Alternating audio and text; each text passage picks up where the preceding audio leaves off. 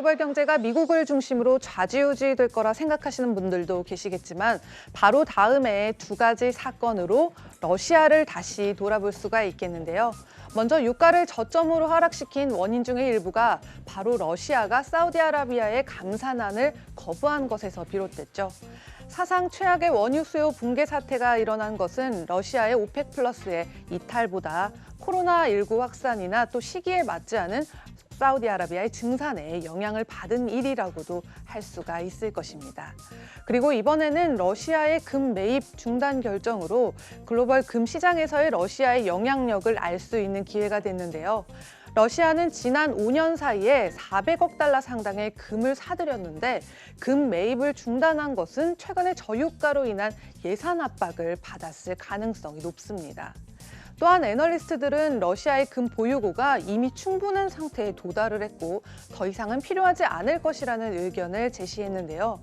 또한 최근 몇 년 동안 투자자들이 안전자산을 처분하고 고리스크나 고수익 자산으로 몰리는 가운데 러시아의 금 매입은 금 시장을 지탱한 주된 요소 중의 하나라고 덧붙였습니다. 최근 러시아의 중앙은행이 갖고 있는 7,500만 온스의 금 보유 가치는 현재 시세인 온스당 약 1,600달러를 기준으로 총 1,200억 달러 상당인데요. 그런데 세계에서 가장 많은 금을 끌어모은 국가로 지목된 중국 인민은행의 금 보유량은 6개월 전을 기준으로 했을 때 6,264만 온스로 추정이 되고요.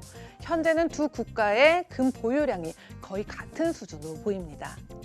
그런데 과연 중국과 러시아가 경기 침체기 극복을 위해서 보유국에 있는 상당량의 금을 처분하기 시작한다면 상황이 어떻게 될까요? 러시아는 2020년 GDP 대비 재정 적자가 1.5%가량으로 예상이 되고 있고요. 물론 중국의 GDP 대비 3.5%에 비해 낮은 수준이지만 다양화된 중국 경제에 비해서 러시아의 경제는 원유의 의존도가 높은 상황입니다. 그래서 경제 위기가 처했을 때 둘 중에 어느 쪽이 더 많은 금을 처분할지 알아차리기는 그리 어려운 일이 아니겠죠. 네, 월가의 골드만삭스가 금을 최후의 통화라고 추천하는 가운데 러시아의 금 매입 중단 결정은 아직까지 별다른 영향을 끼치지가 않은 상태인데요. 현재 금 현물은 지난 금요일 0.3% 오른 1,618.45달러로 34달러로 마감을 했고요. 금요일 뉴욕의 코맥스의 금 선물은 0.67% 상승한 1,648.75에 거래가 됐습니다. 네, 차트를 보셨다시피 또한 현물과 선물 모두 지난 분기 6분기 연속 상승세를 보였는데요. 이에 금 시장 전문가인 마이클 노먼은 세계에서 가장 큰 금 매수자가 시장에서 이탈한 일이니만큼 이를 상쇄하기 위해서는 대규모 조정이 필요할 것이다라고 밝혔고요. 블룸버그 역시 보도를 통해 금 가격이 하락할 것이라고 시사했습니다. 또한 블룸버그는 러시아의 딜러들이 3월 초순 금이 7년 고점인 1,700달러를 넘었을 때 매도하기를 바랐을 것이라고 지적을 했고요. 금은 강한 분기 상승에도 불구하고 최근에는 안전자산보다는 거의 위험자산에 가까운 움직임을 보였습니다. 이는 투자자들이 주식을 포함한 각종 분야에서 손실을 충당하고 또 마진 거래 자금을 마련하기 위해서 금을 처분해서 현금을 확보하려 했기 때문인데요.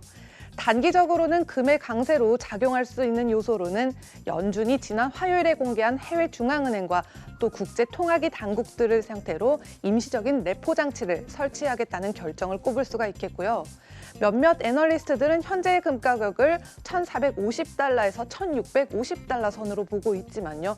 온라인 거래 플랫폼 온다의 제프리 할리는 1,450달러가 금의 견고한 임시 지지선 역할을 할 것이라고 밝혔습니다. 또 1,650달러를 넘어서는 반등을 유지하는 것은 여전히 어려울 것이라고 보이면서 지금의 상황을 생각한다면 이는 폭이 넓기는 해도 매우 현실적인 가격대라고 주장했는데요. 앞으로 몇 달에 걸쳐서 러시아는 금의 가격대를 확인시켜 줄 것으로 보입니다. 지금까지 글로벌 금융시장 심쿵 브리핑 펄스였습니다.